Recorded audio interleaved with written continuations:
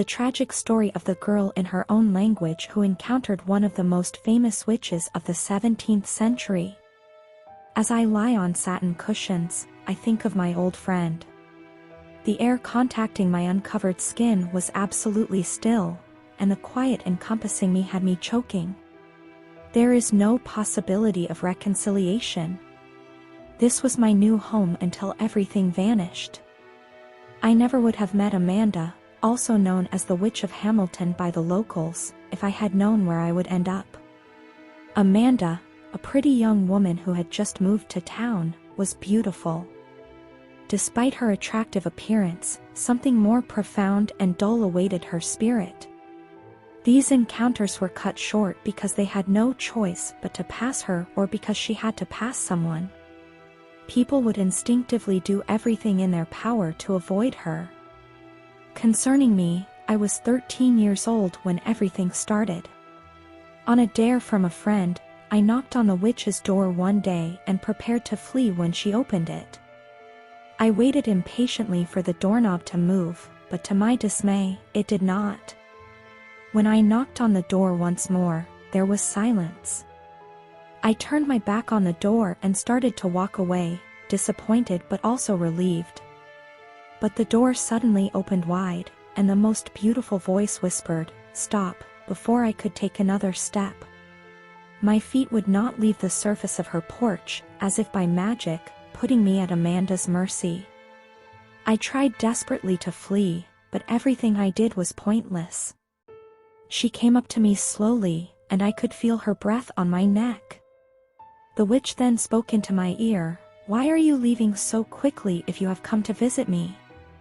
Stay for some time when you come inside." They began to follow the witch to the door, as if they had their own minds. They didn't stop until we got into her living room, and they continued to lead me into her house from that point on. "Harold, please settle down while I bring you something to drink."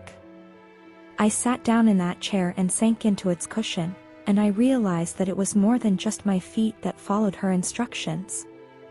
Amanda came back with a tray containing a red wine decanter and a crystal goblet as my body relaxed in the plush chair. She asked me, "Are you comfortable?" and set the tray on the table next to me. My initial thought was, "Let me go, bitch, and I'll never meet you again." My lips, on the other hand, replied, "Yes, I am. I've been watching you for a long time, Harold, and I've chosen you to receive a special gift," Amanda went on to say. She knelt down next to me and asked, "How would you like to have everything this world has to offer? Wealth and influence are all yours, readily available. I can give this to you on the off chance that you wish. What do you say? I've always been on the poor side of town. I would have lived on the other side of the tracks if a train had passed through Hamilton. I can only recall a handful of days when I could rub 2 quarters together. I considered it a fantasy. I'm being bullied by her. How is it that she could follow through on such a crazy guarantee?" Be that as it may, through the entirety of my questions and reservations, avarice thundered to the surface and overwhelmed them all. I then inquired, "What should I do?" The joy in Amanda's eyes shone brightly. "Harold, only 2 things. Promise to worship me above all others, including your so-called God, by drinking the wine I offer you." I was relieved to find the procedure straightforward after expecting to hear hints of a human sacrifice. I didn't go to church or anything, after all, who wouldn't want a glass of wine? In the end, I had nothing but time to waste. I was free to run or stay as I turned my head in her direction. I was in complete command of my faculties. I turned back to Amanda after standing with my back to the door.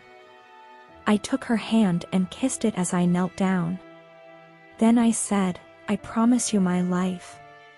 Amanda emptied the decanter to the brim after removing it from the tray.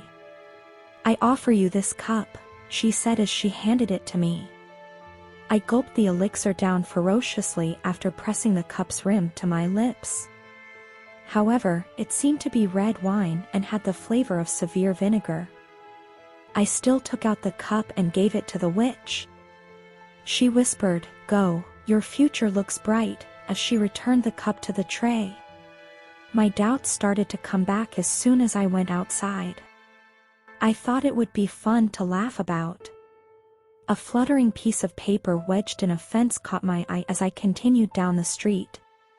It turned out to be a lottery ticket, with the numbers drawn the night before when I freed it from its trap. How likely were things? I checked the numbers on that ticket when I took it to the convenience store. When I found out that the ticket was worth $1 million, I was so close to fainting. I knew that the Witch of Hamilton was the one who blessed me, not God, given how badly I had lived most of my life. When I got home, I promised myself that I would pray for her and express my gratitude to her. That wasn't even the start. Since that day, I've found cash in shopping mall aisles, played money-giving games in casinos, and even been paid by one of those $1 million inheritance scams. I quickly discovered how powerful money could make you and how easy life had become. The women I would sleep with got younger, and the line of them waiting to please me got longer as I got older. I was dining with world leaders and bedding their daughters in no time. We soon became dependent on each other because their avarice matched mine. Until one day, when I felt like a sledgehammer had struck my chest, life was beautiful. I remained motionless on the floor until the ambulance arrived. I heard one of the paramedics say, "Call the time of death," as the others swarmed over me. No! I attempted to yell. However, I had frozen my speech. I was covered in a sheet and placed on a gurney by medical professionals. I lay there in the dark until the sheet was removed and I was placed on an operating table. I was observed by a doctor alone in a surgical room. He started a recording and said, "I am performing an autopsy on Harold Smith, a portly 57-year-old white male."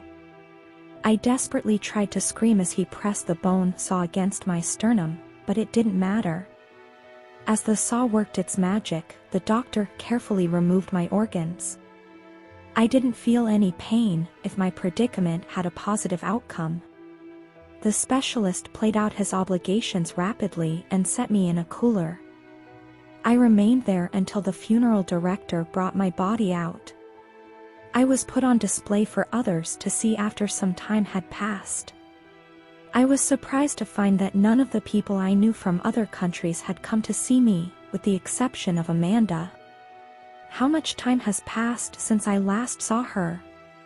Strangely, she appeared to be the same age as she was so many years ago. She started talking as she looked down at me. "Harold, I'm sure you can hear me. It's possible that you're baffled by how this is possible.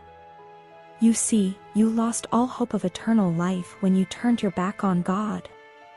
So, after that, what happens to your soul? Simple. Nothing. Even after you die, your soul remains in your body. Harold, you had a good life. It's over now." The Witch of Hamilton vanished without a word, leaving me to die. My soul is still encased in my body, which is now resting in a cold, damp grave after the funeral. Even if someone finds out what happened to me someday, nothing will ever change as long as greed exists in this world.